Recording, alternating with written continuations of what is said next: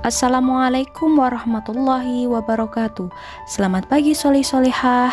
Pagi ini kita akan belajar Al-Islam dengan bab Al-Quran mengenai surat Asy-Syams dan hukum bacaan nun mati dan mim mati. Sebelum memulai pembelajaran hari ini, marilah kita berdoa bersama-sama. Bismillahirrahmanirrahim. Raditu billahi rabba wa bil islami dina wa bi muhammadin nabiyya wa rasula. Rabbi zidni ilman warzuqni fahman. Amin ya rabbal alamin. Bismillahirrahmanirrahim. Wasyamsi wadduhaha wal qamari idza talaha wan nahari idza jallaha wal laili idza yaghshaha was samaa'i wa ma banaha wal ardi wa ma tahaha wa nafsin wa ma sawaha fa alhamaha fujuraha wa taqwaha qad aflaha man zakkaha wa qad khaba man dassaha kadzabat thamudu bitagwaha idzim ba'atha ashqaha faqala lahum rasulullahi naqatallahi wa suqayaha fakadzabuhu fa'aqaruha fadamdama alaihim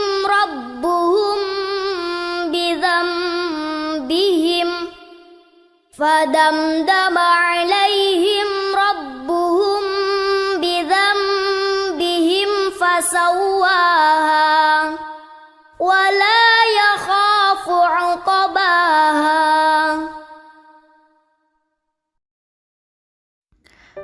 Setelah kalian menyimak video tersebut, berikut adalah terjemahan surat Asy-Syams. Nah, di slide pertama anak-anak ada 9 terjemahan dari masing-masing ayat. Kalian perhatikan ayat demi ayat dari terjemahan tersebut ya anak-anak, dibaca dan dipahami. Untuk di slide kedua masih tentang terjemahan surat Asy-Syams. Di sini dimulai dari ayat 10 sampai ayat 15. Kalian baca juga satu persatu bagaimana terjemahan ayat per ayatnya.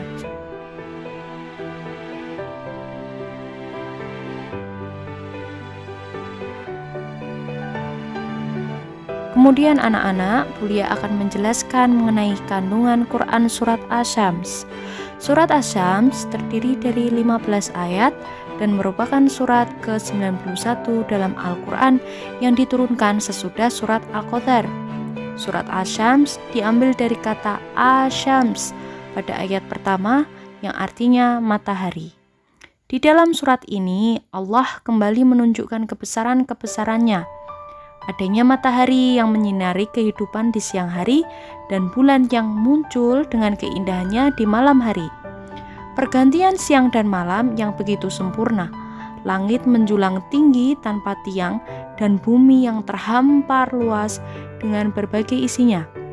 Serta adanya manusia sebagai makhluk yang paling sempurna. Merupakan bukti kebesaran Allah. Dalam surat Asy-Syams ini, Allah menjelaskan kepada manusia bahwa Allah telah mengilhamkan kepada setiap jiwa mengenai jalan kefasikan dan jalan kebaikan. Nah, berikut ada 2 contoh gambar. Sebelah kiri itu menunjukkan perbuatan-perbuatan yang baik, yaitu dari jalan yang ada tersebut, Allah menerangkan mana jalan yang membawa kebahagiaan hidup. Di gambar sebelah kiri menunjukkan perbuatan terpuji. Contohnya, seorang anak memberikan sedekah kepada fakir miskin dan juga memasukkan sebagian amal di dalam kotak amal. Berbeda dengan gambar sebelah kanan. Nah, gambar sebelah kanan ini menunjukkan perbuatan yang tercela, yang dapat mencelakakan dan menghinakan. Contohnya, pencurian dan juga judi. Allah juga menjelaskan bahwa orang-orang yang beruntung yaitu orang-orang yang mensucikan jiwanya dan selalu menjaga dari pengaruh-pengaruh buruk. Sedangkan orang yang celaka yaitu orang yang mengotori jiwanya dengan cara berbuat berbagai kemaksiatan dan perbuatan jahat. Pada ayat selanjutnya, Allah menceritakan tentang kisah kedurhakaan kaum Samud kepada Nabi Soleh. Nabi Soleh berpesan kepada kaumnya agar tidak mengganggu dan menepati janji bahwa pada hari tertentu hanya unta Nabi Soleh yang diperbolehkan minum di tempat tertentu. Unta betina tersebut Allah dikaruniakan kepada Nabi Soleh sebagai tanda kenabiannya. Seiring berjalannya waktu, kaum Samud mengingkari janjinya dan menyembelih unta tersebut. Atas tindakannya, mereka diazab Allah dengan cara dibinasakan dan disamaratakan dengan tanah. Allah benar-benar berkuasa atas segala hal dan tidak takut pada manusia. Berikutnya, kita akan bahas mengenai hukum non-mati dan memati. Nah, berikut ini yang kita bahas mengenai hukum non-mati. Ada dua jenis, yaitu idgham biguna dan idgham bila gunah. Idgham biguna yaitu masuk dengan dengung. Hurufnya ada 4, yaitu ya, nun, mim, wawu. Disebut bacaan idgham biguna yaitu apabila ada nun sukun atau tanwin bertemu dengan salah satu huruf tersebut. Yang kedua, idgham bila gunah. Idgham bila gunah yaitu masuk tanpa dengung. Hurufnya ada 2, yaitu lam dan ro. Disebut bacaan idgham bila gunah yaitu apabila ada nun sukun atau tanwin bertemu dengan huruf lam atau ro. Agar kalian lebih memahami materi tersebut, kalian bisa simak video penjelasan berikut ini ya anak-anak. Idgham. Apa itu idgham? Idgham adalah memasukkan atau melebur.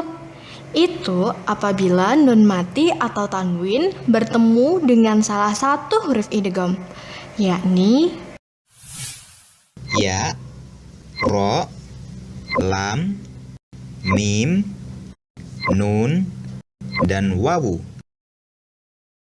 idgham terbagi menjadi 2 jenis. Yang pertama, idgham bigunah, yaitu meleburkan nun mati atau tanwin disertai dengan dengung. Huruf idgham bigunah ada 4, yaitu Wawu, mim, ya, dan nun. berikut contoh bacaan idgham bigunah. May yaqulu min ni'mati yawma idzi yasduru. Bisa dimengerti bukan? Yang kedua, idgham bila gunah, yaitu memasukkan atau meleburkan nun mati dan tanwin tanpa disertai dengan dengung. Huruf idgham bila gunah ada 2, yaitu Ro dan lam. berikut contoh bacaan idgham bila gunah. Mir rabbika hudal lil muttaqin. Bisa dimengerti bukan? Ups, ingat, ada pengecualian loh. Jika nun mati dan tanwin bertemu dengan huruf idgham dalam satu kata, maka hal ini dibaca jelas. Hanya ada 4 kata di dalam Al-Quran yang mengandung aturan tersebut. Ad-dunya, sinwanun,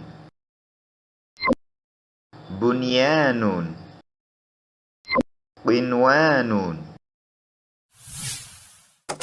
Bisa dimengerti bukan? Kemudian tugas hari ini untuk kalian yaitu ada 2 tugas.